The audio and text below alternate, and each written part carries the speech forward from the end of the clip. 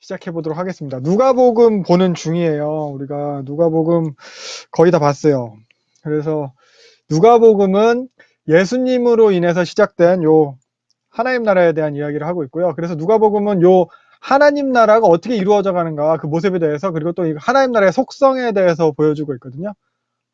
그래서 예수님이 오셔서 요 하나님 나라에 대해서 가르치시는 내용이에요. 근데 우리가 내용을 지금까지 봐서 알겠지만, 내용을 보면은 우리가 어떻게 하면 하나님 나라의 백성이 될 수 있느냐, 이런 뭐 자격이나 조건이나 그런 기준을 제시함이라기보다는 오히려 예수님께서 오셔서 잃어버린 자들, 자격 없는 자들, 잃어버린 자들 찾아오시고 또 찾아서 구원하시는 내용입니다. 그래서 오늘도 2주 전이지만 지난 시간에 이어서 요 누가복음의 후반부 죽으심과 부활에 대한 이야기를 볼 거예요. 장소는 요 예루살렘에서 일어나게 됩니다. 네.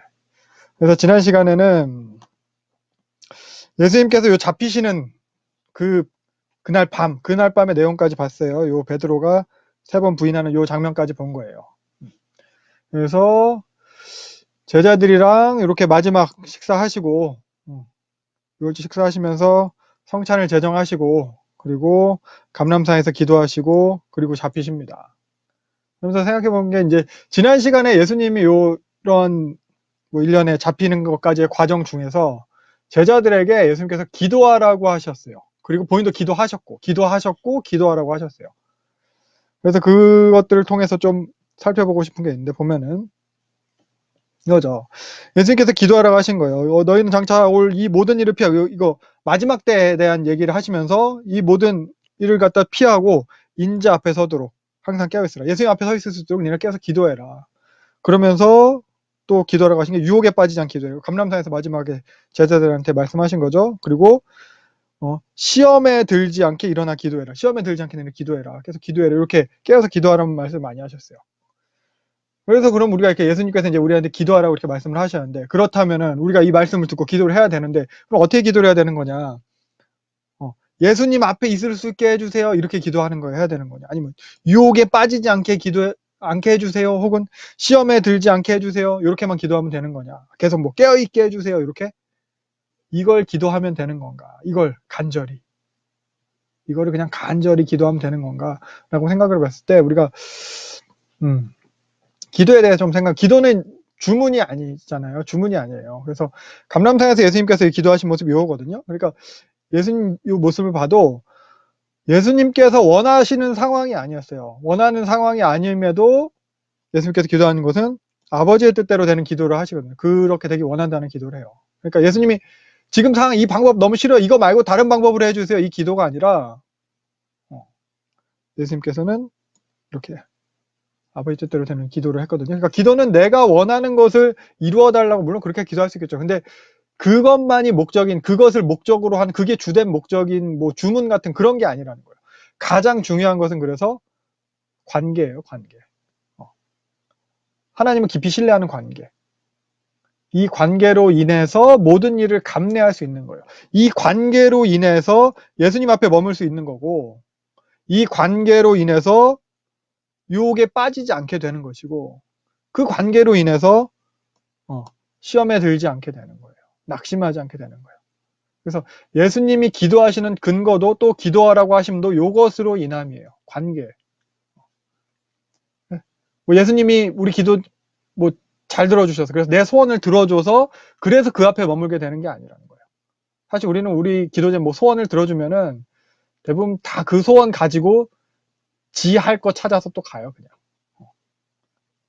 그래서 삶의 뭐 문제들이 해결되고, 뭐 기도가 뭐 주문처럼 내 뜻대로 그게 다 이루어진다고 해서 우리가 뭐 다른 유혹이나 다른 시험에 빠지지 않는 게 아니에요. 오히려 그 이루어진 소원 자체가 또 다른 유혹과 시험이 돼서 우리를 예수님 앞에 머물 수 없게 멀어지게 할 거예요.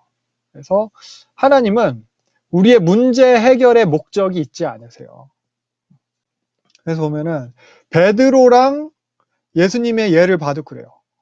예수님께서 베드로가 이렇게 3번 부인할 걸 아셨어요. 베드로의 부인을 이미 아셨어요, 예수님이. 근데 이걸 아셨으면은 차라리 그런 상황이 없도록, 어떻게 보면 좀 비참하잖아요, 베드로 입장에서. 그런 상황이 없도록 막아주셨어야지. 예수님께서 그렇게 내가 너를 위해서 기도하겠다. 기도까지 하셨다면서 예수님이 그럼 베드로를 위해서 무슨 기도를 하신 거예요? 부인할 걸 아셨는데 왜 굳이 이런 베드로가 부인하게 하는 이런 베드로 비참한 경험을 하게 두시나. 베드로가 결국 이것을 갖다 쓰라린 경험을 하게 되는 거거든요. 왜? 어려움을 극복하고 보다 좀 위대하게 만들어서 그래서 써먹으려고 베드로를. 근데 이런 식이면은 이게 또한 또 하나의 자격이 돼요. 하나님 앞에서 내가 쓸모 있어졌다. 이만큼 고생에 내가 쓸모 있어졌다. 쓸모 있어지는 것도 목적이 아니에요, 사실. 하나님이 뭐가 부족해서.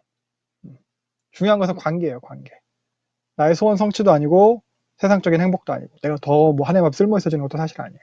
그래서 우리가 스스로 그분께 나아오게 하기 위함이에요. 항복하고 하나님 앞에. 그래서 이러한 베드로 입장에선 최악의 모습, 비참한 수준에까지 처하는 것. 이거를 하나님께서 예수님께서 인정하고 받아주신다는 거예요. 네가 그렇게 그 꼴이 되는 것까지 참으시는 거예요. 허락하시는 거예요. 물론 하나님이 우리를 일부러 그 꼴이 되게 만드신다기보다 어디 그래 너 한번 그 꼴 당해봐 이게 아니라 우리 스스로의 죄성으로 인해서 이 자리까지 가는 거죠. 그 비참한 자리까지. 그리고 하나님 당신께서 그 자리까지 오시는 거예요. 자신을 배신하고 그런 죄된 우리를 찾아오시고 그럼 우리가 이제 아주 실족하지 않도록 기도하시고 비참한 모습 그대로를 인정하시고 용서하시고 받아주시는 이게 계속 말하는 성육신 찾아오시는 거고 이게 십자가예요. 이게 사랑이에요. 옳다고 하나님이 옳죠. 예수님이 옳죠. 옳다고 옳은 것을 강제하지 않으세요. 오히려 우리를 섬기세요. 섬기는 것을 통해서 다스리시는 거예요. 베드로도 그렇게 만들어 가셨고 아브라함도 그렇게 다 만드셨어요. 우리가 뭐 믿음의 조상 아브라함 하는데 그래서 그런 아브라함이나 베드로가 자격이나 조건 그런 게 돼서 아니라 그런 자격 조건이 아니라 하나님의 어떠하심으로 하시는 거예요. 그렇게 하나님을 알게 하세요. 자기 아들을 보내시고 죽이시는 것을 통해서 그걸 이루시는 하나님인 것을 그런 걸 알게 하세요. 그런 모든 걸 통해서. 이런 최악의 사건을 그러니까 자기 아들을 죽인 거 예수님 돌아가신 거잖아요. 그 최악의 사건을 통해서도 하나님이 충분히 이루시는 하나님인 것을 알게 하시는 거예요. 그 하나님을 깊이 신뢰하게 하는 거. 이게 목적이에요. 이 관계가 이게 목적이에요. 그래서 이 관계를 통해서 우리가 이제 시험과 유혹을 감내하고 하나님 뜻 안에 머물게 하게 되는 거죠. 그게 원동력이 되는 거예요. 요게 예수님께서 보여주신 본이에요. 그래서 예수님께서 마지막 만찬 때 성찬을 제정하셨잖아요. 이게 성찬을 제정하신 거라든가 유월절 식사, 제자들이랑 마지막 유월절을 같이 먹었잖아요. 이거 다 마찬가지예요. 관계를 위함이에요. 성찬을 통해서 기억하고 기념하고 그 관계를 위함이고요. 유월절 같이 먹으면 가족이라고 했잖아요. 한 공동체예요. 하나 되는 관계예요. 그래서 누가는 원독자들한테 계속해서 이런 메시지를 전하고 있어요. 원독자들 물리적인 박해가 있어요. 생활이 어려움이 있어요. 신앙적으로도 정체성이 되게 위협받고 있어요. 왜냐하면 유대교랑 분리가 됐어요. 그들에게 있어서 필요한 메시지가 이거예요. 그들의 어려움을 직접적으로 해결해 줄 어떤 그런 방법을 갖다 누가복음을 통해 제시하는 것이 아니고 하나님과의 관계가 중요하다는 것을 갖다 이렇게 알려주고 있습니다. 그래서 기독교 신앙은 단순히 이런 내 문제 해결이나 혹은 죽어서 천국 가는 것 그것에 목적이 있는 게 아니에요. 이런 건 사실 수준이 낮은 거예요. 좀 아쉬운 거예요. 그래서 예를 들면 내 문제 해결이 목적이라고 한다면은 사실 우리가 모든 문제가 다 해결이 됐나요? 아니잖아요. 왜 나는 해결이 안 됐나? 믿음이 없어서 그런가요? 혹은 우리가 간절함이 부족해서 그런가요? 그런 식으로 하다 보면은 사실 구분과 정죄만 남아요. 나는 됐는데 너는 믿음이 부족해서 안 된다. 쟤는 됐는데 너는 간절함이 없어. 그러니까 잘 안 되는 이유, 그렇게 해결 안 되는 이유가 우리의 자격이나 혹은 우리의 방법에 있어서 문제가 있다거나 그게 아니라 그게 목적이 아니라서 그래요. 하나님께서 우리를 부르신 목적이 그게 아니라서. 그리고 또 죽어서 그냥 천국 가는 게 목적이라면 우리가 예수를 믿는다는 게 믿자마자 죽는 게 제일이에요. 그냥. 근데 우리 예수 믿고도 벌써 계속 이 지경을 그냥 살고 있어요. 예수님 아직도 안 오셨고 문제를 해결해 주시는 것도 아니고 죽지도 못하고 뭐 끝나지도 않는 이 문제 속에서 계속 지지고 볶고 사는 거예요. 계속 살아야 되는 거예요. 이 기간을 하나님께서 허용하신 거예요. 하나님께서 참고 계신 거예요. 감내하시는 거예요. 이 시간을 통해서 그 시간을 통해서 깨달으라고. 뭐를? 우리가 스스로 할 수 없다는 것을. 세상도 우리한테 답을 줄 수 없다는 것을. 오히려 세상은 더 힘들게 할 거예요. 우리가 세상의 기준을 따르고 의지함을 의지할수록. 그걸 갖다 살면서 깨달아. 우리와 세상의 무능, 그런 우리와 세상의 거짓됨 이걸 깨닫고 그리고 하나님께 돌아오라는 거. 항복하고 하나님밖에 없다고. 찬송가 있죠. 천부의 의지 없어서 손들고 옵니다. 이거예요. 이게 성경이 말하는 기독교 신앙. 요 관점을 가지고 요 예수님의 고난과 죽으심의 의미를 생각하면서 오늘 본문을 계속 보도록 하겠습니다. 네, 22장 63절부터 오늘 볼 거예요. 그래서 체포되신 이후의 장면들이거든요. 그 체포되신 이후의 장면들에 대해서 누가는 다른 복음서들에 비해서 되게 좀 담담하게 기록하고 있어요. 어떻게 보면 누가는 직접 경험한 목격자는 아니죠. 제자가 아니고 또 제자한테 직접 듣는 것도 있긴 있었겠지만 주로 바울한테 많이 들었을 거고 그러다 보니까 어쩌든 좀 제3자 입장에서 객관적으로 기록한 것처럼 좀 보이기도 해요. 그래서 63절부터 보면은 65절까지가 예수님이 이제 잡히시고 이제 모욕당하시는 내용이거든요. 이 부분을 이사야 예언의 성취로 우리가 이제 볼 수 있어요. 이사야서에 나타난 이거 고난받는 종의 모습에 대해서. 그리고 이런 예수님께서 고난받는 모습은 예수님께서도 여러 번 제자들에게도 반복해서 말씀하셨던 부분이거든요. 그래서 예수님 이렇게 고난을 받고 희롱을 당하고 침뱉음 당하고 모욕당하시는 내용입니다. 근데 보면은 이게 공회 판결이 있기 전에 희롱하고 때리고 욕하고 그러는 거예요. 불법적인 거예요. 죄가 있다고 뭐 정해지지가 않았어요. 그런데 이거 벌써 이러고 있는 거예요. 올바르지 않는 거예요. 그래서 이런 것을 보면은 이들의 의도가 어디에 있는지 우리가 좀 알 수 있을 것 같아요. 계속해서도 보면은 66절 보면 공회에 이제 끌려가시는 거예요. 밤새 어떻게 보면 희롱하고 괴롭혔죠. 날이 새자마자 공회로 모여서 재판을 해요. 이 공회가 이제 사내들인이에요. 사내들이. 대제사장을 포함해서 71명의 유대 지도자들로 이제 구성이 되어 있는 거죠. 유대인의 최고 의결 기관이에요. 근데 이 사내들은 공회는 밤에는 열릴 수가 없어요. 밤에 회의를 여는 건 불법이에요. 그래서 날이 새자마자 이렇게 공회를 연 거예요. 15일 아침이에요. 무교절 기간이죠. 그래서 보면은 결국 뭐 되게 불법적인 요소가 가득해요. 판결이 있기도 전에 예수를 치면서 막 죄인 다루듯이 했죠. 또 이들이 이제 질문하는 모습을 봐도 그래요. 사건의 뭐 진상을 파악하기 위한 목적이 아니고 뭐 구실을 만들기 위함이에요. 진짜 뭐 메시아인지 진짜 구원자인지 그 사실이 궁금하다면은 사실 체포하러 올 때부터 뭐 칼이나 몽둥이 들고 잡으러 오면 안 되는 거잖아요. 와가지고 구원자인지 물어보고 진짜 구원자라고 하면은 확인해가지고 진짜 구원자면 이걸 뭐 대우를 해줘야 되는 건데 그냥 무조건 잡아와가지고 이렇게 하는 거예요. 그래서 물어보죠. 67절 네가 그리스도냐? 그들의 개념에서 그리스도는 정치적인 메시아를 뜻하는 거죠. 혁명가냐? 뭐 이렇게 물어보는 거. 혁명가냐? 뭐 체게바라 뭐 이런 사람은 그런 거 아시나? 그런 사람들처럼 같은 거냐? 그러니까 근데 예수님은 그런 정치적인 메시아 혁명가는 아니잖아요. 그래서 요것에 대해서는 대답을 안 하세요. 그들의 의도랑은 이제 다른 거죠. 그러면서 다른 말로 덧붙이세요. 69절. 내가 하나님 우편에 앉을 거다. 오히려 어떻게 보면 되게 또 심각한 말이에요. 자기가 하나님 우편에 앉는다고. 그러니까 화가 나기 시작하는 거예요. 거기 있는 무리가. 그러면서 막 다 예수님한테 쏘아붙이는 거예요. 70절. 네가 하나님 아들이냐? 이것에 대해서 예수님께서 긍정하세요. 그래서 이걸 통해서도 볼 수 있는 예수님의 구원자 되심은 그런 혁명가, 유대인들만에게만 국한된 그런 구원자는 아니라는 거. 하나님의 아들이란 곧 뭐예요? 모든 인류의 구원자다. 이런 의미인 거예요. 그래도 말하죠. 니네가 말하고 있다. 너희들이 말한 대로다. 그러니까 71절 더 이상 이제 증거가 필요 없다. 막 해가지고 다음 장 넘어가면은 빌라도에게 이제 끌고 갑니다. 빌라도는 사도신경에 나오는 그 빌라도예요. 본디오 빌라도. 본디오 빌라도에서 본디오가 이제 그 출신 지방을 말하는 거거든요. 본도 출신. 지도를 보면은 요 부분이에요. 폰투스.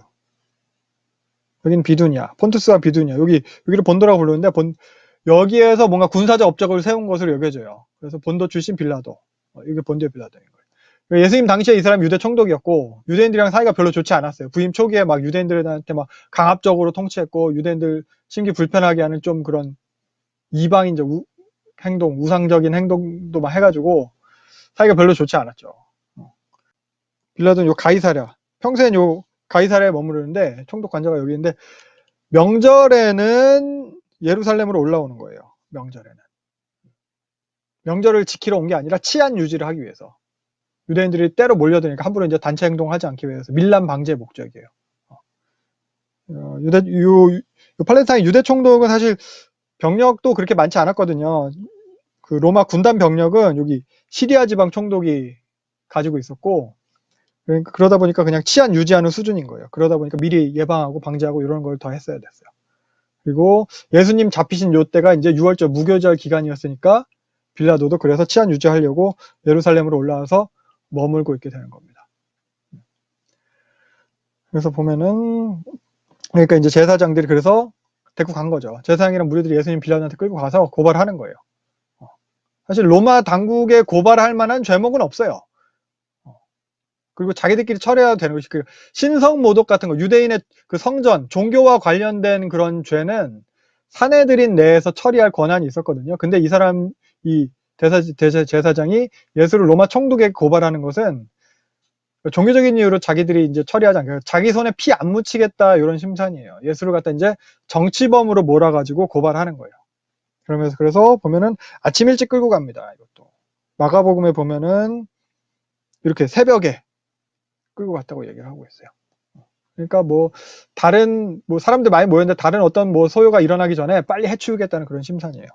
그러면서 고발하는 내용들도 보면 2절 보면은 가이사한테 세금 바치는 것을 금했다 이러는데 이거 거짓 고소잖아요. 예수님이 이렇게 말씀하지 않으셨거든요. 그래서 고발하는 내용도 보면은 반역자다, 이거 그 혁명가다, 이거 갖다 뒤집어 씌우려고 하는 거예요. 공회에서 방금 전에 죄 지었다고 하는 부분은 하나님의 아들이라는 부분, 그 부분 때문에 이제 공회에서 화가 나서 이제 정죄한 건데, 여기 보면은 자칭 왕 그리스도라 하더이다 하잖아요. 왕이다. 카이사르가 있는데, 로마 황제가 있는데 왕이라고 했다. 그러니까 이거 이제 결국 반역자, 요 부분으로 고소하는 거거든요. 거짓 고소를 하는 거죠. 근데 예수님은 자기가 이렇게 거짓말로 고소당하는 이런 상황에 대해서 뭔가 반론을 펼친다거나 억울하다고 호소를 한다거나 이렇게 하지 않으시는 거예요. 묵묵히 받아들이시는 거예요. 그러면 그냥 순수히 답하시는 거예요. 3절, 네가 유대인의 왕이냐? 빌라도가 물어봐요. 근데 네 말이 옳도다 그래요. 직역하면은 네가 그렇게 말하고 있다. 네가 그렇게 말하는 거다. 이런 식이에요. 그래서 같은 내용을 설명한 요한복음을 보면 좀 더 자세한데, 예수님이 말씀하시죠. 그래, 내가 왕은 왕인데 내 나라는 이곳에 속한 게 아니다. 이런 식으로 얘기를 하는 거예요. 참고를 하시고, 그러니까 빌라도 이렇게 신문을 해보니까 빌라도도 바보는 아니죠. 딱 보니까 증거가 불충분한 거예요. 4절. 그래서 죄가 없다. 이렇게 얘기를 했는데 5절부터 대제사장의 무리가 이제 더 소리 지르고 난리가 난 거예요. 시위를 하는 거예요. 그러면서 갈릴리에서부터 백성을 선동하고 있다. 이렇게 갈릴리 이야기를 한 거예요. 요 갈릴리 이야기를 하는 것 자체가 빌라도를 되게 더 자극하는 거거든요. 전에도 말씀드렸지만 요 갈릴리 자체가 열심당 본거지. 열심당 본거지가 요 갈릴리 가버나 위쪽에, 여기가 이제 열심당이 계속 이제 반란 일으켰던 곳이에요. AD 6년에 유다, 갈릴리 출신 유다도 이때 조세, 세금 때문에 반란 일으키고 했었거든요. 그러니까 빌라도를 갖다 더 자극을 하는 거죠. 근데 빌라도는 도리어 요걸 갖다 자기가 이제 빠져나갈 구실로 삼아요. 뭐냐, 갈릴리는 빌라도의 관할 구역이 아니거든요. 헤롯 안티파스의 관할 구역이고, 빌라도는 요 유대 지방을 갖다 이제 관리를 하는 거기 때문에, 그러면은 갈릴리 출신이면은 내 관할 구역이 아니니까 헤롯이 다스리는 거니까 헤롯 안티바한테 이제 보내는 거예요. 요 헤롯은 이제 그 세례 요한을 죽인 그 헤롯이에요. 헤롯도 마찬가지로 6월절을 지키려고 예루살렘으로 와 있는 상태고, 그러니까 보내는 거죠. 그래서 보면은 요게 이제 예루살렘 지도예요. 예수님께서 여기 어딘가에 계셨어요. 여기 정확하진 않아요. 여기가 이제 대제사장의 집이 여기 있었고, 여기서 신문을 받고, 그리고 나서 이쪽 헤롯궁인데 여기 헤롯이 있는 게 아니고 그 카이사르가 있어요. 카이사가 이제 명절에 와서 여기서 머물고 있어요. 여기를 보내줬다가, 그리고 나서 여기 성전 옆에 여기 하스모니안 궁전이 있어요. 여기에 헤롯이 머물고, 헤롯 안티바. 그리고 여기로 끌려갔다가 다시 이쪽으로 보내지시게 되는 거예요. 그래서 다시 보면은 6절부터 12절까지 이제 헤롯이 이제 신문을 하는 내용이 이어집니다. 그래서 8절 보면은 헤롯은 옛날부터 예수님을 좀 보고자 하는 마음들이 있었어요. 그래서 전에 누가복음 본문도 보면은 이렇게 누구냐? 세례요한이 살아난 거냐?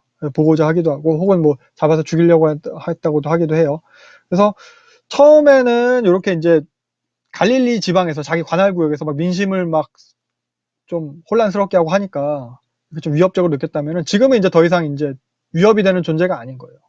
이렇게 된 시점에서는 예수는 이제 호기심의 대상인 거죠. 그래서 뭐 물어보고 희롱하고 하는데 대답을 안 하시고 하니까 대제사장 세력들은 10절 보면 막 계속 막 바락바락 고발을 하고 그래서 11절 그냥 희롱하고 빛난 왕처럼 유대 왕이라고 하니 왕처럼 옷을 입혀서 다시 빌라도한테 보냅니다. 그래서 이런 총독에게 신문 받는 것 그리고 헤롯한테 신문 받는 장면은 예수님께서 신문 받으셨는데 이게 이제 사도행전에도 가면은 사도들이 그렇게 신문 받는 게 바울이 그렇게 총독과 헤롯한테 신문 받는 게 동일하게 나타나요. 그래서 예수님과 사도들의 동일함을 강조하는 그 누가의 기법이라고 했어요. 사도행전이랑 누가복음 다 누가가 기록했잖아요. 그래서 이렇게 예수님의 모습이 사도행전의 사도들, 교회에도 그대로 반영이 돼서 나타나게 됩니다. 아무튼 헤롯이 그렇게 다시 보냈고 12절 보면은 전에는 원수였는데 당일에는 친구가 됐대요. 무슨 일이냐? 전에 이제 13장에서 얘기했죠. 전에 빌라도가 갈릴리 사람들 학살하는 일이 있었어요. 열심당원이었겠죠. 요거 때 근데 아무리 열심당원이라고 해도 헤롯 관할 구역의 백성인데 빌라도가 임의로 죽인 거거든요. 예루살렘에서.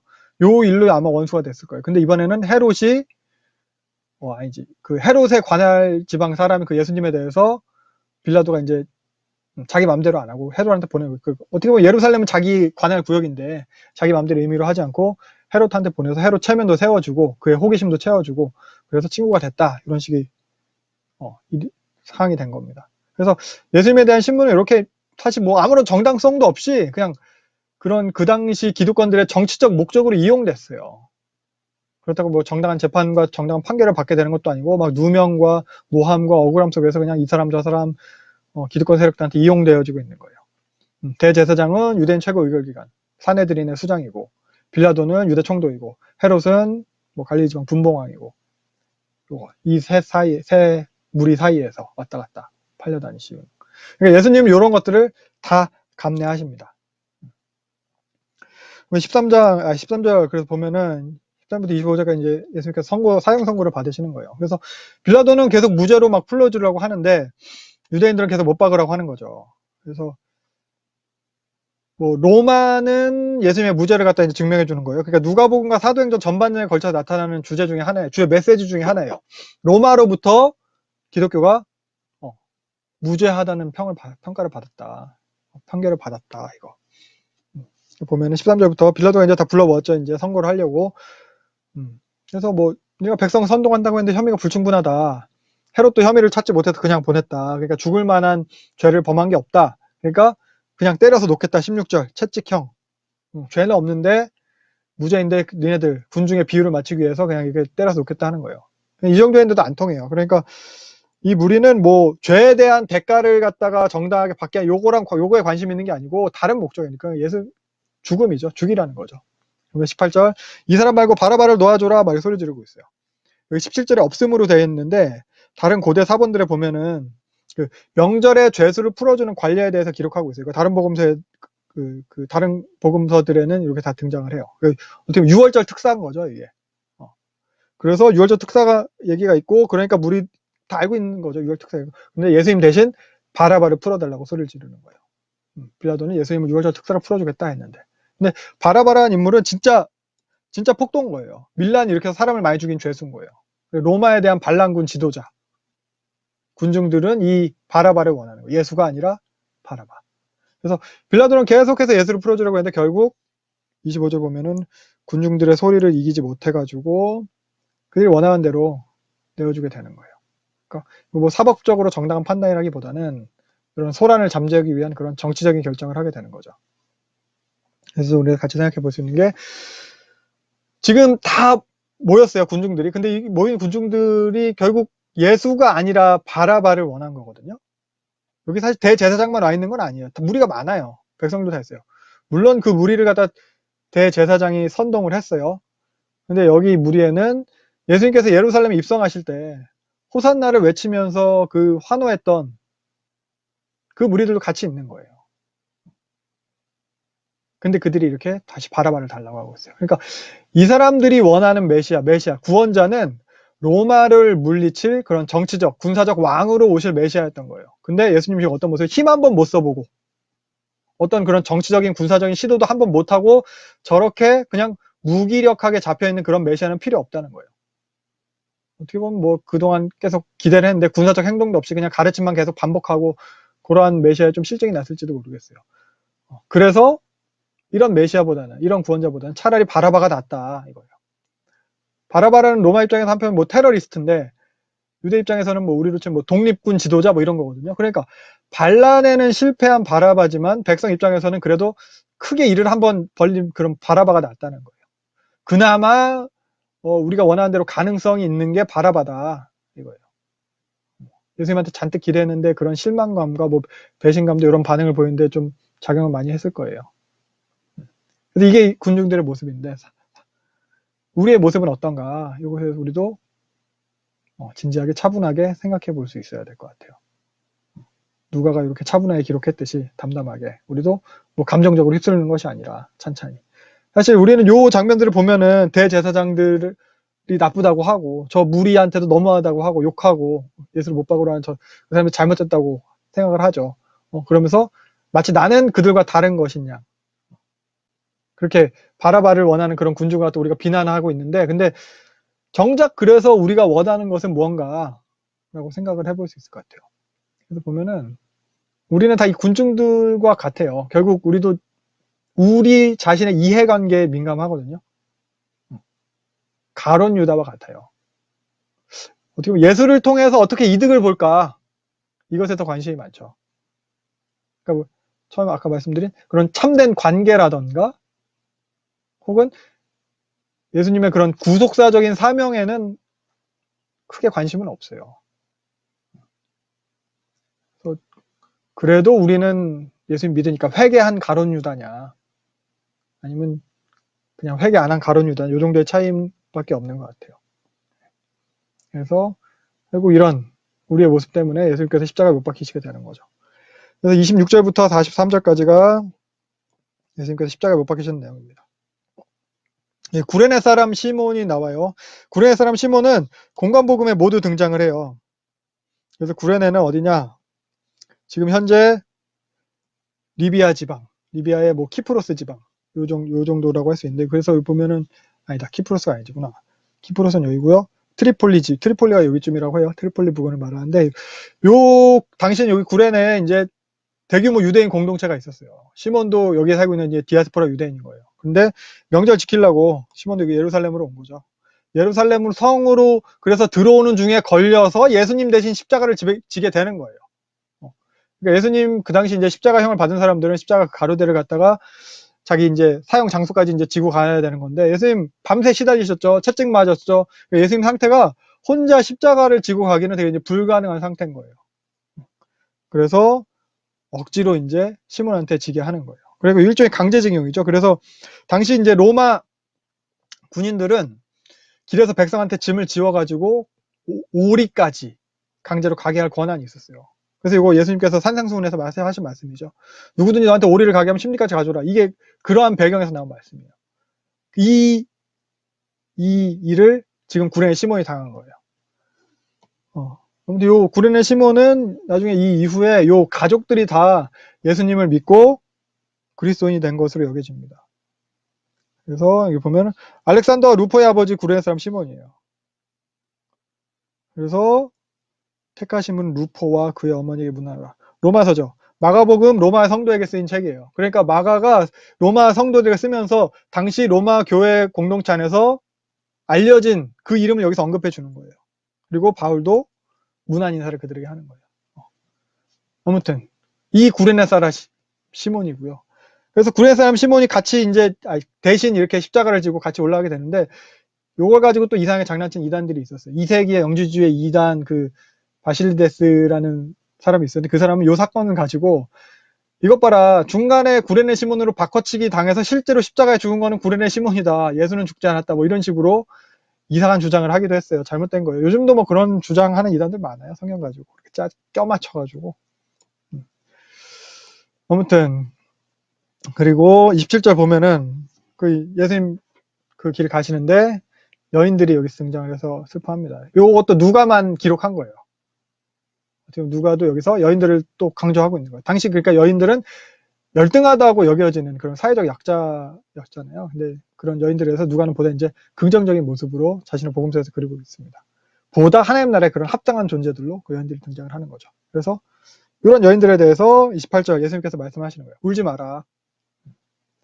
내가 이런 꼴 당한 거 슬퍼하지 마라. 오히려 니네들한테 이제 차라리 죽는 게 더 낫다 이렇게 여길 만큼 끔찍한 일들이 니네한테 임할 거다. 그것을 당하게 될 니네랑 니네 자녀를 위해서 울어라 이렇게 말씀하시고, 그래서 이런 예수님께서 말씀하신 사건은 1차적으로 그 AD 70년에 예루살렘 멸망에 대한 것으로 많이들 여겨집니다. 그리고 또 이제 궁극적으로 여호와의 날, 그런 심판의 날을 상징하는 것이라고 할 수 있을 거예요.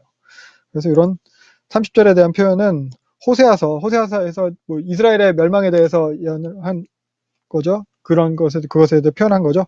요 표현을 그대로 이제 갖다 인용한 거예요. 산들아 차라리 무너져라 뭐 이렇게. 그러면서 이어서 31절 보면은 푸른 나무에도 이렇게 하는데 마른 나무는 더 심할 거다. 그러니까 마른 나무는 불이 되게 잘 붙는 나무잖아요. 이미 불에 탈 준비가 된 그런 나무. 근데 푸른 나무는 아직 싱싱한 나무라 불에 잘 안 타는 거예요. 그래서 건조한 산불 타가 그것처럼 불에 탈 준비가 안 된 이 푸른 나무한테도 이 정도라면 불에 탈 준비가 된 마른 나무는 말할 것도 없이 더 심하다. 뭐예요? 죄 없는 나도 이런 꼴을 당하는데 죄 있는 너희는 더 심한 꼴을 당할 거다. 이 정도 의미로 생각하고 있을 거예요. 그러니까 죄 있는 예루살렘은 더 극심한 심판을 당할 것이다. 니네 그것을 위해서 슬퍼해라 차라리. 그 말씀을 하시는 거예요. 32절부터 쭉 보면은 십자가에 못 박히는 장면인데 예수님이랑 그 죄인 두 사람 행악자도 같이 이제 십자가에 달리게 됩니다. 이것도 이제 이사야서의 예언의 성취 요거라고 볼 수 있어요. 그래서 범죄자 중 하나로 헤아림을 받았습니다. 그러나 범죄자를 기도했다 뭐 이런 거. 그래서 죄인들이랑 같이 이제 죽으시는 거죠. 범죄자를 하나 하는 거고, 그리고 예수님도 불법자의 동률 여김을 받아야겠다. 죄인들이랑 같이 여기서 같이 죽게 되는 거. 이런 말씀의 성취라고 볼 수 있습니다. 그래서 예수님 사역하실 때는 이렇게 먹고 마시고 즐기고 죄인과 세리의 친구다 뭐 이렇게 죄인들이랑 먹고 마시고 즐기는 예수가 이제 죄인들과 함께 죽게 되는 거죠. 예수님 이렇게 오신 거예요. 이게 성육신이에요, 사실. 죄인이 아니신데 죄인처럼 오셔서 그들과 어울리시고 그들처럼 죽게 되시는 거.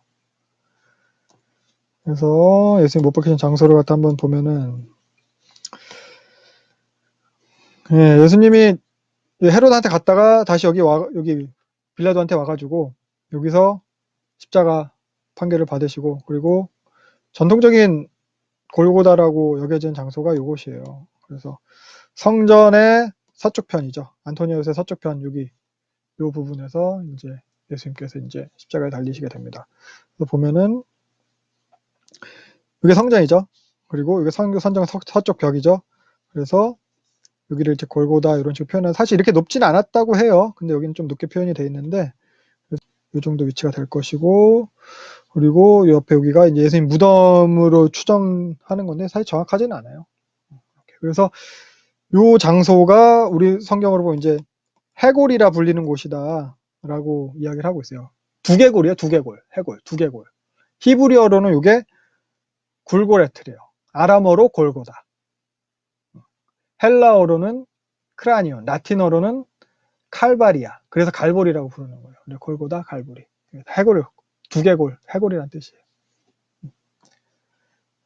본문을 보면은 또 다시 34절부터 십자가에 못 박히셨는데 예수님께서 이제 자기를 이제 십자가에 못 박는 무리들을 용서해 주실 것을 구하죠. 아까도 이거 본 이사야서 말씀의 성취고요. 그래서 참고적으로 요 구절을 보면은 결국 예수님께서 이렇게 먼저 원수를 사랑하라고 가르치신 것에 대해서 이제 본을 보이시는 거고, 그리고 실제로 사도행전에서 보면은 스데반이 순교할 때 정말 예수님의 본대로 예수님이 가르치신 대로 돌에 맞아 죽으면서 이렇게 그들의 죄를 어떻게 보면 용서해 달라고 이렇게 구하면서 순교를 하게 됩니다. 그리고 베드로도 동일하게 이렇게 말해요. 이것을 위해서 너희가 부르심을 받았다. 억울하게 죽으면서 그 사람들 용서해 주는 것을 위해서 부르심을 받았다는 거예요. 예수님께서 당하신 것에 대해서 쭉 베드로에게 설명을 합니다. 그러니까 죽어서 천국 가기 위함이라기보다는 내 소원, 내 기도 들어주기 위함이보다는 우리 부르신 목적이 어디에 있는지 우리가 또 생각해 볼 수 있을 것 같습니다. 네, 예수님이 이렇게 돌아가시고 십자가에 못 박히게 되시고 병사들은 이제 예수님의 옷을 나눠서 이제 제비 뽑아서 갖게 되거든요. 이런 것도 다 이제 시편 말씀의 성취예요. 뭐 다윗의 시편이긴 한데 거슬 날 속옷을 제비 뽑습니다. 그리고 막 희롱을 당하는 거예요. 스스로 막 구원해 보라고 어디 네가 구원자면 구원해 보라고 비웃고 막 희롱하고 뭐 이러는 거. 예수님의 그 당하신 그 꼴을 갖다 조롱하는 건데 예수님은 그 꼴을 통해서 진짜로 구원하시는 중인 거예요. 조롱당하는 그 모습을 통해서. 43절 보면은 이제 조롱하는 사람들 중에서 반대편에 달린 다른 행악자가 이제 예수님한테 이제 간청을 하게 되는 거거든요. 그러니까 누가복음에만 있는 기록이에요, 이것도. 그 십자가상의 그 좌우에 있는 두 행악자 중에서 한 사람이 이렇게 예수님한테 간청. 이게 간청인 동시에 사실 신앙 고백이에요. 여기 보면은 42절. 당신의 나라에 들어가실 때. 그러니까 당신의 나라. 여기 잘 기억해 달라는 건데 예수를 왕으로 인정하는 고백이거든요. 당신의 나라라는 고백 자체가. 그리고 예수를 구원자로 인정하니까 구원해 달라고 간청할 수 있는 거예요. 그래서 예수를 왕으로 구원자로 인정하는 요 신앙 고백이거든요. 이런 신앙 고백을 하는 요 행악자는 예수와 함께 43절 낙원에 있을 거다. 이런 말씀을 듣습니다. 그래서 낙원이 이제 헬라어로 파라데이소스인데 파라다이스죠. 그래서 어떤 특정한 뭐 장소 뭐 이런 거라기보다는 하나님과의 관계가 회복된 상태, 뭐 회복된 장소일 수도 있겠죠. 그런 모습 등을 좀 의미하는 걸 볼 수 있어요. 그래서 70인역 성경에 보면 헬라어 성경이잖아요. 그 성경에는 창세기에서 에덴 동산을 갖다 요 파라데이소스라고 그냥 기록하고 있어요. 요 낙원이라는 걸로 표현하고 있어요. 그러니까 뭐 하나님이 함께 하시는 장소, 상황, 그 상태가 낙원이에요. 가장 이상적인 상태. 꼭 뭐 죽어서야만 갈 수 있는 그런 사후의 어떤 장소, 그것만 특정하는 게 아니라는 거죠. 낙원. 그렇게 알아두시면 될 것 같고, 44절부터 이제 예수님께서 숨을 거두시는 모습이 나옵니다. 그래서 제 6시는 낮 12시예요. 제 9시는 오후 3시, 12시부터 오후 3시 사이. 어떻게 보면 가장 밝을 그 시간에 온 땅에 어둠이 임하는 거예요. 그리고 어둠은 종말론적 심판의 징조로 구약에서도 많이 나왔죠. 그 선지서들 예언자들이 예언할 때. 그러니까 그거예요. 그러니까 예수님께서 그런 심판, 그러니까 그런 진노의 심판을 담당하고 계신다는 거예요. 이런 진노의 심판. 이게 사실 우리한테 쏟아져야 되는 그런 하나님의 심정인 거죠. 예수님께서 받고 계시는 거예요. 그리고 45절 성소의 휘장이 갈라지게 됩니다. 성소. 보면은 요게 이제 당시 헤롯 성전이죠. 예수님 당시 헤롯 성전인데 여기가 성소고 요 안쪽에 정사각형이 지성소고 그리고 요 성소와 지성소를 갖다가 가죽으로 된 휘장이 이렇게 가리고 있는 거잖아요. 요 안은 대제사장 1년에 하루만 딱 들어갈 수 있는 거잖아요. 지성소. 지성소. 요 지성소와 성소를 갖다 가리우고 있던 요 휘장이 위에서 아래로 찢어져 버렸다는 거예요. 보다 좀 더 알아보기 쉬운 장면이고 이건 구약의 이제 모세의 장막이죠. 여기서도 마찬가지. 요게 휘장인데 그러니까 구조는 똑같아요. 안에는 지성소가 있고 바깥에는 성소가 있고 지성소와 성소를 갖다가 나누어 주는 것, 분리시킨 것. 요 휘장이 위에서 아래로 찢어졌다는 거예요. 그래서 뭐예요? 이 안으로 들어갈 수 있게 됐다는 거예요. 가리는 것이 나누어 놓은 그 벽이 없어졌다는 거예요. 하나님이 거하신다고 하나님의 임재의 처소인 요 지성소, 즉 하나님 앞에 나아갈 수 있게 됐다는 거예요. 예수님의 죽음으로 인해서, 예수님의 그 희생의 피로 인해서 요 길이 열리게 됐다는 거예요. 사실 이런 개념은 히브리서에서 보다 이제 자세하게 기록을 하고 있습니다.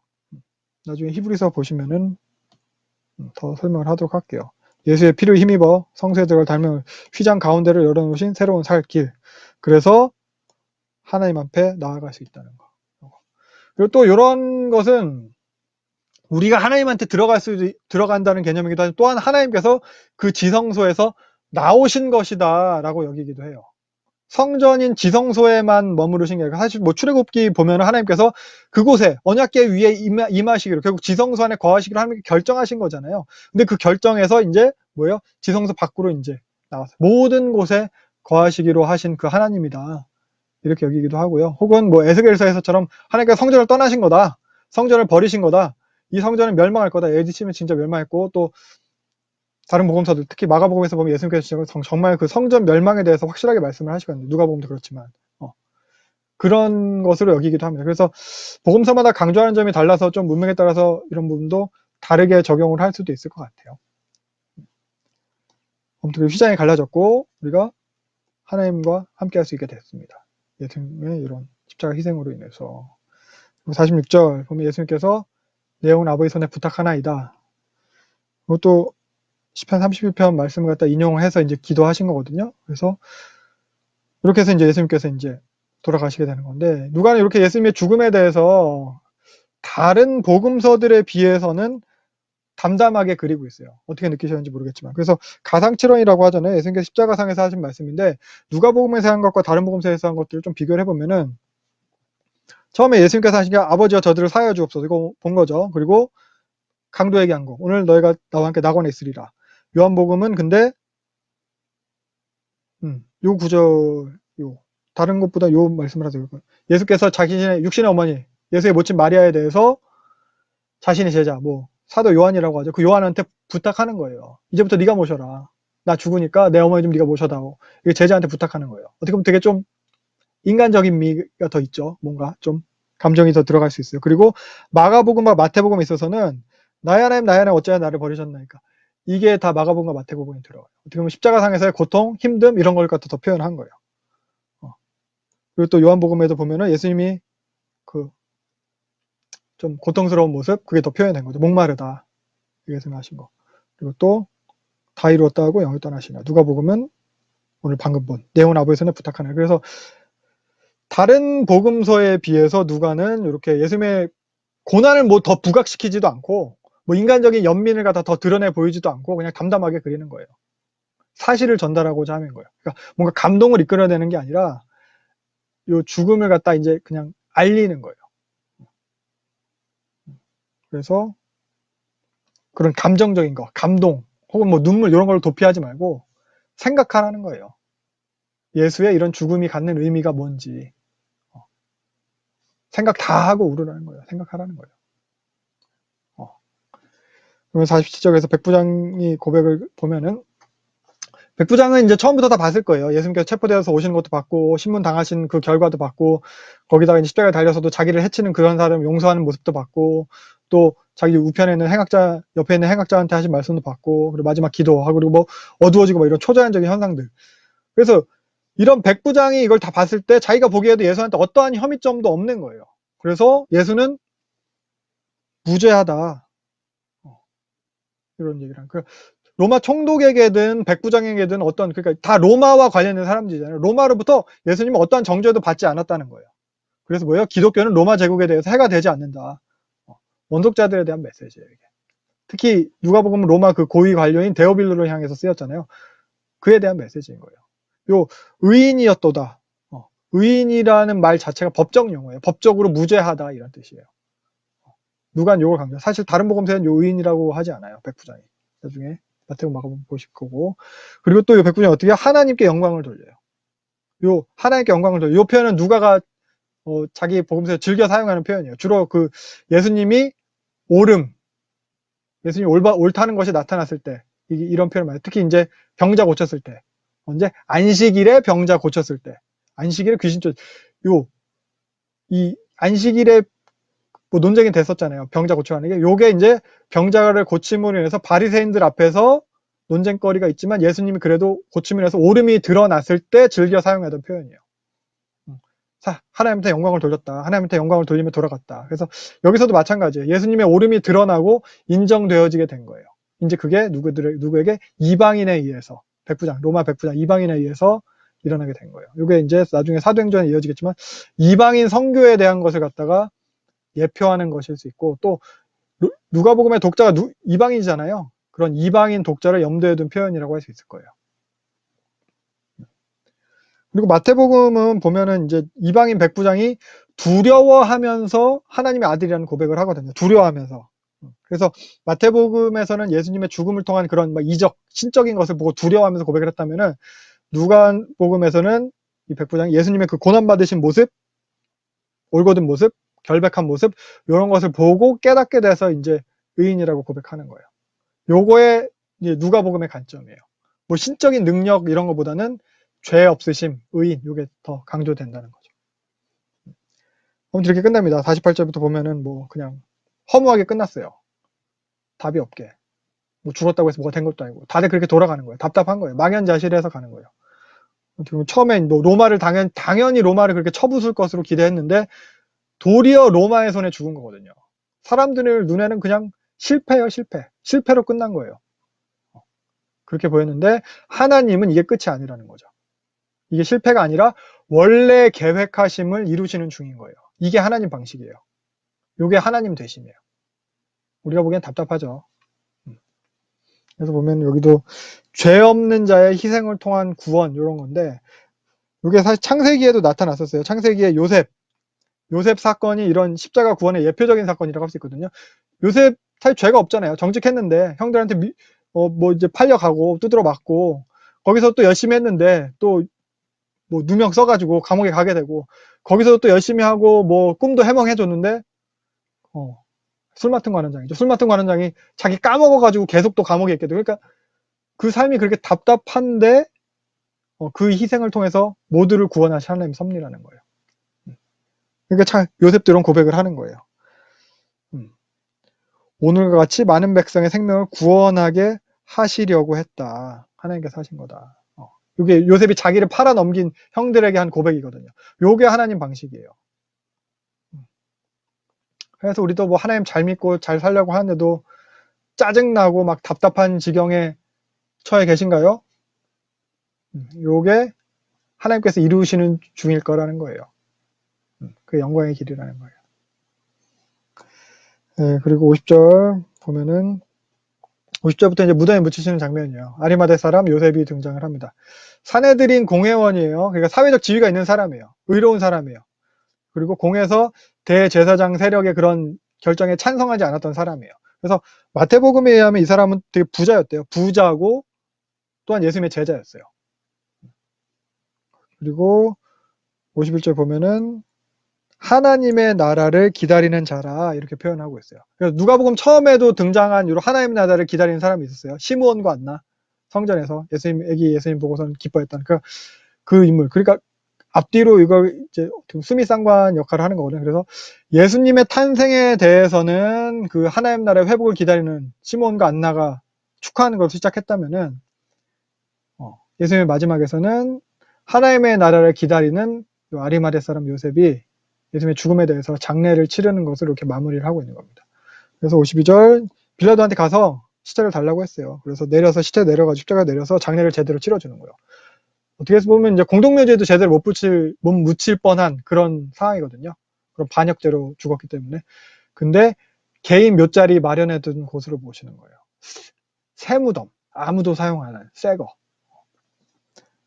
그래서 유대인의 장례 풍습에 대해서 한번 보면은 이게 무덤의 모습이거든요. 유대인들 보통 무덤 사실 천연 동굴을 사용하기도 하지만 이렇게 바위를 깎아서 묘실을 만든 거는 이게 부자한 거예요. 그리고 돌도 이렇게 굴려서 막고 또 열 수 있도록 돼 있고 여기가 이제 벤치가 있고 요 장의자인데 요러기다 이제 시체를 갖다가 올려놓고서 이제 향품 처리를 하고 되게 잘 세마포로 싸고 한 다음에 요 쿠후라고 하는 어떻게 보면 석관 벽 안에다가 집어넣어서 여기를 갖다 이제 메꿔요. 막아요. 그리고 한 1년 이상 지난 다음에 다시 뜯어요. 뼈만 남은 것 같다 뼈를 추려가지고 납골함에 담아요. 그러면 장례가 끝나는 거예요. 근데 처음에 요 향품 처리하고 쿠후에 집어넣는까지 보통 이제 하루 안에 다 해야 돼요. 해지기 전까지. 시체를 부정한 것으로 여겼기 때문에 얘는 하루장이에요. 1일장.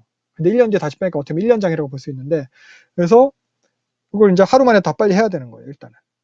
그리고 구멍이 여러 개 있잖아요. 그래서 요 묘실 하나를 갖다가 무덤 하나를 여럿이서 어떻게 보면 조상부터 대대로 쓰는 거예요. 근데 예수님이 들어가신 묘는 아직 아무도 묻히지 않은 새 무덤이라는 거. 그래서 54절부터 보면은 이날은 준비일이래요. 안식일, 준비일. 금요일이라는 거예요. 안식일이 토요일이고 금요일이 거의 다 됐다는 표현은 이제 해가 다 져간다는 거예요. 그러니까 향품 처리할 시간이 충분하지 않은 거예요. 제대로 못한 거예요. 세마포로 대충 싼 거예요. 그래서 안식일 지나고 와서 다시 제대로 해야겠다 하고 여인들이 장소만 확인하고 돌아가는 거예요. 이런 표현들. 장소를 확인했어요. 그리고 무덤이 새 거래요. 이런 거는 나중에 이제 예수님의 부활이 확실하다는 것을 갖다 증거해주는 표현들이거든요. 그러니까 장소를 확인했다는 거. 다른 무덤인지 헷갈려가지고 엉뚱한 무덤 가서 시체 없다, 부활했다 이렇게 하지 않았다는 거예요. 그리고 새 무덤이라는 거는 다른 시체랑 헷갈리지 않았다는 거예요. 그거예요. 그래서 그런 식의 해프닝이 아니다. 부활이 진짜다라는 것을 이걸 통해서도 우리가 생각해 볼 수 있고요. 그리고 56절 하반절 보면은 계명을 따라 안식일에 쉬었다라고. 이거 누가만의 표현이에요. 누가만 이거 기록하고 있어요. 이방인이에요. 누가는. 이방인 누가가 이방인에게 기록한 복음서가 누가복음이에요. 근데 이방인 누가가 이방인한테 기록했는데 계명을 잘 지키는 것을 굳이 써서 강조를 하고 있어요. 누가복음 시작부터 그랬어요. 사가랴와 엘리사벳도 그랬고요. 예수님도 그랬어요. 나면서부터 뭐 할례 받고 율법 성전 가서 예문 지키고 율법 잘 지키는 거예요. 그러니까 누가복음의 시작과 끝에서 이렇게 쌍관, 스미쌍관, 인클로즈 형식으로 강조하고 있는 게 또 요거예요. 율법을 잘 지키는 거. 또 하나님 나라를 기다리는 거. 그러니까 율법과 하나님 나라를 강조하는 거예요. 근데 왜 누가는 이 율법을 강조했을까? 왜 강조했을까? 기억나세요? 다음 시간까지 한번 생각해 보세요. 왜 누가 율법을 강조하는지. 24장 넘어가면은 네, 이제 안식구 첫날이에요. 이제 일요일이에요. 안식구 첫날이. 일요일, 주일이에요. 예수님이 부활하신 날이죠. 사복음서 모두 부활이 일요일에 일어난 것을 말하고 있어요. 그래서 우리가 요 일요일을 갖다 주일로 지키는 거예요. 요 예수님의 부활을 기념하며 매 주일이 부활 주일이죠. 그래서 여인들이 뭐 새벽부터 움직일 수 있게 되자마자 준비한 향품을 가지고 가는 거예요. 제대로 향품 처리하려고, 닦아드리고 하려고. 그래서 2절 보니까 돌은 옮겨져 있고 시체는 보이지도 않아요. 그러면서 찬란한 옷을 입은 두 사람, 증언하는 사람이 둘이에요. 증언이 확실하다는 거죠. 숫자 둘. 그리고 이 마태복음에는 바로 이걸 갖다 천사를 언급하는데 누가는 이 천사를 언급할 때 빛나는 옷이라는 표현을 자주 써요. 사도행전에서도 그래요. 그래서 여인들은 결국 그 영적인 존재니까 천사니까 두려워서 얼굴을 땅에 대고 이제 뭐 있는 거예요. 그러면서 6절 천사가 살아나는 소식을 전하죠. 그리고 여인들도 그 11사도한테 그리고 다른 모든 사람들한테 다 전했는데 근데 안 믿어요. 예수님이 죽는 것도 그렇지만 죽었다 뭐 살아나고 이런 것도 처음부터 그들의 뭐 기대나 그들의 소망의 범주에 있지 않았어요. 그러니까 전혀 염두에 두지 않은 일이고 또 죽은 사람이 살아난 것도 허탄한 일이고 그러니까 믿지 않는 거예요. 예수님의 죽음과 부활을 하나님의 뜻일 것이다 라고 인식하지 못하고 있기 때문에 못 믿는 거예요. 그러니까 보고도 봐도 모르고 듣고도 못 믿는 거예요. 이건 하나님의 계획과는 전혀 뭐 생각 안 하니까. 하나님의 뜻은 그냥 그저 다윗의 나라 회복. 이것이 이루어져야 되는데 이거가 상관없이 이거니까. 못 믿는 거예요. 베드로만 달려가서 빈 무덤을 확인하고 돌아갑니다. 요한복음에 보면은 베드로뿐만 아니라 그 요한도 사랑하는 제자도 같이 가서 뭐 구필해서 보고 했다고 해요. 네, 그러면서 천사가 이 여인들한테 7절 보면은 얘기하죠. 예수님께서 이렇게 말씀하신 것에 대해서. 그러니까 앞에 예수님께서 계속 제자들한테 이렇게 말씀하셨는데 당시로는 이 말씀이 이제 무슨 말인지 이해하기 어려웠을 거예요. 아까 말했듯이 이 사람들이 바라보는 건 딱 그 한 가지였으니까 다윗의 나라 회복. 그래서 잊고 있는 거죠. 어쩌면 뭐 그냥 듣고 다 흘려버렸을 거예요. 자기가 목적하는 것에 대한 열망이 너무 강해서 이런 건 별로 인상적으로 받아들여지지 않았을 거예요. 그런데 그런 자신들의 소망이, 열망이 완전히 좌절되는 충격을 경험하고 나서야 이렇게 일이 다 이루어지고 나서야 들리는 거예요. 다 포기되어지고 나서야 생각해 볼 수 있게 되는 거예요. 다 내려놓고 나니까 돌아볼 수 있게 된다는 거예요. 그래서 요 여인들 빈 무덤을 이렇게 확인한 여인들은 최소 한 5명 이상이었을 것으로 생각이 돼요. 그래서 보면 막달라 마리아, 요한나, 야고보의 모친 마리아, 그리고 또 그들이니까 2명이겠죠. 그래서 최소한 5명이에요. 그래서 마가복음 같은 경우에 보면 다른 이름이 하나 더 등장해요. 살로메. 이 중에 한 명은 또 살로메였을 것이다. 뭐 생각을 할 수도 있고. 그래서 그럼 결국 5명인데, 그러니까 2명 이상의 증언이면 법적 증거로도 효력이 있는 거잖아요. 근데도 안 믿어요. 5명이 그렇게 얘기를 하는데. 그러니까 당시 여인들의 지위가 그랬어요. 여인들의 말은 별로 신뢰할 만하지 못하다는 거죠. 그런데 그럼에도 사실 사복음서 모두 다 모든 성경은 부활의 첫 증인으로 여인들을 기록하고 있어요. 이렇게 증언의 신빙성을 갖다가 뭐 가질 수 없는 그런 여인들을 사용해서 첫 증인으로 사용하고 있어요. 왜냐면 그게 사실이니까. 그러니까 요건 이제 부활 사건이 조작되지 않았다라는 근거 중에 하나예요. 부활 사건이 조작된 거였으면은 첫 증인을 여인들로 하지 않았을 것이다. 수제자들로 했을 것이다. 뭐 이렇게. 근데 이게 예수 부활 사건이 조작된 게 아니다. 그렇기 때문에 여인들 그대로 다 사복음서 다 그렇게 기록하고 있는 거다. 그러니까 모두가 믿지 않지만 여인들의 사회적 지위가 그래서 모두가 믿지 않지만 진실인 거예요. 우리가 믿는 복음도 마찬가지죠. 이 당시 여인들의 지위처럼 요즘 더욱이 우리 교회의 지위가 그렇죠. 불신. 근데 이렇게 모두한테 배척당하고 욕을 먹는다고 해도 우리가 믿고 경험한 복음이 진리라는 거예요. 생각해 볼 수 있겠고요. 그래서 이어서 13절부터 보면은 엠마오로 가는 두 제자의 이야기인데 장면이 이제 완전히 전환이 돼요. 이제까지랑은 분위기가 달라요. 좀 뭐 긴박감 이런 건 다 사라졌고 그래서 이 엠마오로 가는 두 제자 이야기는 사실 누가복음에만 나타난 기록이거든요. 마가복음에도 나타나는데 마가복음은 그냥 딱 이렇게 두 구절로 요약을 하고 있어요. 두 명한테 나타났다, 알렸는데 믿지 않았다. 근데 누가는 이걸 갖다가 누가복음에 나타난 이야기들 중에서 가장 긴 이야기로 요 엠마오로 가는 두 제자 이야기를 풀어서 기록하고 있어요. 길다는 것은 그만큼 누가가 신경을 썼다는 거고 중요하다는 거거든요. 이걸 통해서 누가가 전달하고자 하는 바가 이제 특별히 있었다는 거예요. 오늘 요거까지만 같이 보도록 할 텐데, 그래서 엠마오로 가는 두 제자, 요 구조적으로도 잘 짜여져 있어요. 많이 봤던 그런 교차대구 구조를 가지거든요. 그래서 처음에 예루살렘을 떠나서 엠마오로 가죠. 그리고 대꾸를 이루는 것이 엠마오를 떠나서 다시 예루살렘 돌아오는 것. 대꾸를 이루고요. 그리고 예수를 알아보지 못했어요. 나중에 예수를 알아보는 장면, 대꾸를 이루고요. 선지자의 말을 믿지 못하는 것을 책망했어요. 근데 또 결국 선지자의 말이 그 성경의 기록이죠. 그 성경의 말을 믿도록 설명을 하시는 거. 두 개 대꾸를 이루고요. 그래서 가운데 부분에서 강조되는 것은 예수 그리스도의 고난이에요. 고난과 영광. 그래서 요 구조적으로 그리스도의 고난에 대해서 강조를 하고 결국 이게 이제 제자들한테 반복적으로 말씀하셨는데 깨닫지 못했던 내용이 이거거든요. 이걸 강조를 하는 것이고요. 결론은 그래서 다시 돌아가는 것. 제자들 돌아오는 것. 떠났던 제자들 돌아오는 것. 이게 결론입니다. 본문 보면은 13절. 그날이에요. 그날 예수님 부활하신 일요일이에요. 11제자에 속하지 않은 다른 제자예요. 그 둘. 그 엠마오로 가는 길이었어요. 그 중에 한 명은 18절에 보면은 글로바라는 사람이에요. 다른 하나는 누구냐? 그의 아내였을 거예요. 그래서 요한복음에 보면은 여기 예수님의 십자가에 곁에 지킨 여인 중에 글로바의 아내 마리아가 있어요. 그래서 지금 이 엠마오로 가는 두 사람도 글로바와 글로바의 아내 마리아였을 것이다. 사실 6월절 명절 지키는 때도 가족 단위로 또 많이 오기 때문에 요 야고보와 요새의 어머니 마리아가 요 글로바의 아내 마리아와 동일 인물이다 이렇게 또 생각을 하기도 합니다. 그래서 같이 왔다가 실망하고 같이 다시 또 이제 집으로 돌아가는 길인 거죠. 집이 거의 엠마오인데 엠마오는 사실 위치가 정확하진 않아요.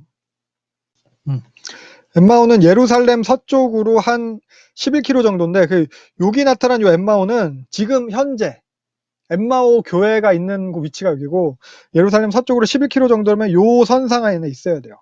그러니까 여긴 뭐 성경 기록보다 너무 멀어요. 아무튼 예루살렘에서 엠마오로 이렇게 내려가는 겁니다. 그러니까 이 사람들은 자기의 기대함, 그런 소망이 좌절된 경험을 한 거잖아요. 그러니까 실망을 가득 안고 이제 고향으로 돌아가는 거예요.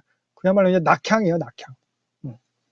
그래서 이렇게 혼란스러운 이 상황에서 돌아가는 길에 서로 이제 예수님 이야기를 했겠죠. 십자가 사건 얘기하면 돌아가는 중인데 이때 예수님이 나타나신 거예요, 사람들한테. 근데 깨닫지 못하는 거죠. 그러니까 이 사람들이 뭐 예수님에 대해서도 뭐 19절 보면은 선지자로 칭하고 있는 것 같아요. 그 선지자로 칭하는 것만 봐도 어떻게 보면 처음부터 대해서 좀 오해하고 있었는지도 모르겠어요. 그러면서 쭉 예수님, 그 당사자 예수님한테 자기들이 이제 오해하고 있는 내용에 대해서 이야기하는 내용이 이어지는 거거든요. 6절부터. 그러니까 이스라엘을 구원할 자, 다윗의 나라를 가져다 줄 자, 그런 사람으로 여겼는데 잡혀서 십자가에 처형당했다. 죽은 지가 사흘이 됐다. 근데 그 무덤은 비어있고 24절 살아났다는 소문도 들린다. 막 이런 거예요. 그게 예수님이 이들에 대해서 깨닫게 하십니다. 25절부터 쭉. 그리스도가 영광 전에 고난받는 게 당연한 거다. 전체 성경을 통해서 하고 있는 말이 이거다. 왜 이거 못 믿냐? 이 미련한 것들아. 막 이렇게 예수님 하시는 거예요. 그러면서 그래서 성경 전체 이야기가 사실 구약도 그렇고 신약도 그렇고 성경 전체의 이야기는 다 예수 그리스도를 통한 성취로 수렴이 되거든요. 그러니까 이러한 관점으로 성경을 봐야 되는데 그렇지 않으니까 깨닫지 못하는 거예요. 그 모습이 되는 거예요. 보아도 보지 못하고 들어도 듣지 못하는 거예요. 그러니까 예수님을 봐도 그가 예수님인지 깨닫지 못하는 거예요. 사실 유대인들이잖아요. 성경을 잘 알았어요. 이 사람들은. 근데 성경을 이해하는 방식이 그들 기준대로였어요. 그들 귀에 듣기 좋은 방식대로 성경을 이해하고 있는 거예요. 그러니까 예수님이 그전부터 성경을 가지고 아무리 이야기를 해도 그 이야기가 귀에 안 들어오고 깨닫지 못, 자기들 듣고 싶은 대로 듣고 싶은 것만 듣는 거예요. 그 일이, 예수님 말씀하신 그 일이 실제 일어났는데도 모르는 거예요. 예수님이 왔는데도 못 알아보는 거예요. 그게 어떻게 보면 우리의 상태예요. 우리도 우리 기준대로 성경을 이해하는 거예요. 우리 듣기 좋은 방식대로 성경을 이해하려고 해요. 우리가 쉽게 생각하는 뭐 몇 절만 가지고 하는 그런 묵상 이런 것도 그런 식으로 될 수 있어요. 그러니까 설교도 보면 그런 소리만 하는 설교 좋다고 들어요. 우리 기준대로 우리 듣기 좋은 소리. 결국 우리가 그렇게 뭐 생각하는 우리가 그리는 우리가 기대하는 예수님은 다른 모습일 수 있어요. 이 제자들이 그랬듯이 예수님 못 알아보고 있는 거예요. 우리도. 마찬가지로 세상을 바라보는 방식도 마찬가지예요. 우리 기준, 성경이 아니라 우리 기준, 우리가 원하는 방식으로 바라보고 세상을 이해하고 있다면 세상 가운데 일하시는 하나님의 섭리를 깨달을 수 없어요. 돈에 의해서, 정치적 목적에 의해서 세상이 흘러간다 이렇게 생각하겠죠. 그래서 뭐 우리가 성경을 보는 데 있어서 또 우리가 이제 설교 이런 거, 우리 귀에만 듣기 좋은 설교 이런 것들에 대해서 생각해 볼 수 있겠어요. 예수님의 구속사적 성취와 상관없는 설교들에 대해서 생각해 봐야 될 것 같아요. 사실 설교에 막 다른 의도를 갖고 하기도 하는데 사실 그런 다른 의도가 있다면 그 성경 본문을 갖다 쓰지 말아야 되는 거거든요.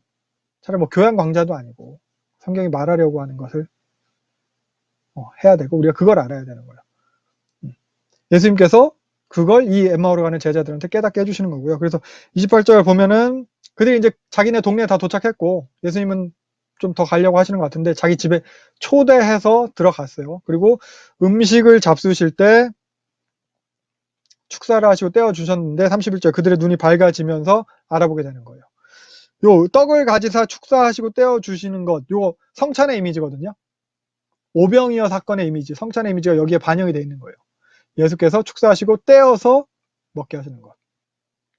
떼어서 먹게. 결국 성찬의 그 상징으로 하면 자신의 살을, 그 생명을 주시는 거거든요. 그때 눈이 밝아졌대요.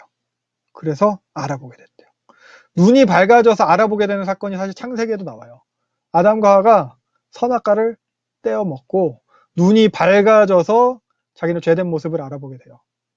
아담과 하와는. 근데 여기서는 눈이 밝아져서 예수님을 알아보게 된 누구예요? 글로바와 마리아 두 부부. 한 부부죠. 한 쌍의 각각 이제 아담과 하와도 부부고 글로바와 마리아도 부부고 각 부부인데 자신의 욕심의 열매를 먹고 눈이 밝아져서 죄된 모습을 보게 된 거.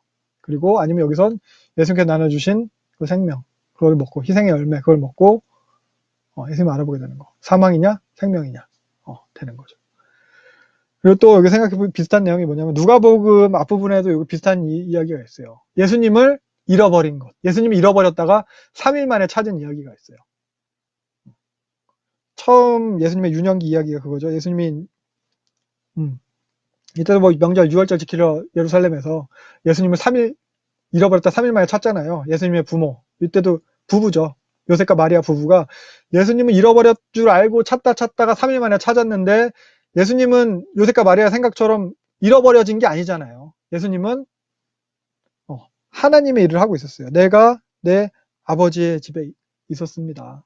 그러니까 글로바와 마리아도 마찬가지예요. 엠마오의 두 제자도. 예수가 없어져 버린 거예요. 죽어버린 거예요. 잃어버린 거예요. 근데 3일 만에 찾았어요. 근데 예수님이 뭐예요? 그들 생각처럼 죽어 없어져 버린 게 아니거든요. 잃어버린 게 아니거든요. 그러니까 잃어버린 그것이 무의미한 실패의 시간이 아니라는 거예요. 예수님은 하나님의 일을 하시는 중이었어요. 누가복음 2장에 요셉과 마리아도 그 예수님이 하시는 일을 몰라봤을 뿐이고, 지금 여기 엠마오의 글로바 마리아도 예수님이 하시는 일을 몰라봤을 뿐이에요. 그래서 우리도 보면은 예수님을 잃어버린 것 같을 수 있어요. 예수님 안 계신 것 같다. 내 상황 혹은 지금 우리 교회 꼴이 뭐 그렇게 보일 수도 있어요. 제자들 예수 믿으려고 3년이나 따라다녔는데 예수가 죽어버린 거예요. 우리도 예수 잘 믿어보겠다고 교회 열심히 다니고 있는데 열심히 할수록 교회는 뭐 예수가 없는 것 같아. 근데 지금 하나님이 일하시는 중이래요. 우리가 몰라보고 있을 뿐이에요. 물론 우리도 이 사람들처럼 3일 만에 다시 좀 예수님 만나고 하면 좋겠는데, 그건 아니지만 하나님이 하시는 방법, 예수를 죽이는 방법으로 일하시는 거거든요. 예수와는 반대로 가는 것 같은 그 꼴로 그것으로 이루시는 거예요. 우리가 이 하나님을 믿는 거예요. 이 하나님을 믿는 그 신뢰의 관계로 들어가는 거예요. 이 관계를 누리는 거예요. 그러니까 우리가 그 꼴을 감내할 수 있다는 거예요. 예수께서 그렇게 기도하시고 그렇게 죽으셨듯이 우리도 죽을 수 있다는 거예요. 고통스럽지만 이 명예로운 길. 그래서 33절. 그래서 예수를 보고 그 제자를 어떻게 해요? 그 즉시 일어나 예루살렘으로 돌아갑니다. 그래서 제자들 만나 서로 예수님 보게 된 이야기들 합니다. 그래서 마무리하면은 예수님이 처음에 부활하신 예수님이 나타나는데 못 알아봤잖아요. 곁에 있어도 알아보지도 못하고 떠나갔어요. 근데 이 사람들이 성경을 바르게 깨닫고 또 성례를 통해서 예수님 알아본 뒤로는 돌아가게 돼요. 예수님께서 곁에 있지 않음에도 즉시로 돌아가게 되는 거예요. 예수가 없어도 자기들끼리 스스로. 원독자들을 보면은 그렇게 기다리던 예수님의 재림이 오지 않는 그런 상황이거든요. 원독자들의 현실이. 그 원독자들한테 주는 메시지도 요건 거예요. 성경과 성례. 예수가 없어도 우리가 성경을 바르게 깨닫는 것, 그리고 그리스도의 몸에 참여하는 것, 이게 중요하다는 거예요. 우리에게도 마찬가지인 것 같아요. 그래서 우리도 성경을 바르게 깨닫고 그리스도의 몸에 참여하는 것이 또 중요한 것 같습니다. 네. 오늘은 이 정도로 마무리하면 될 것 같아요.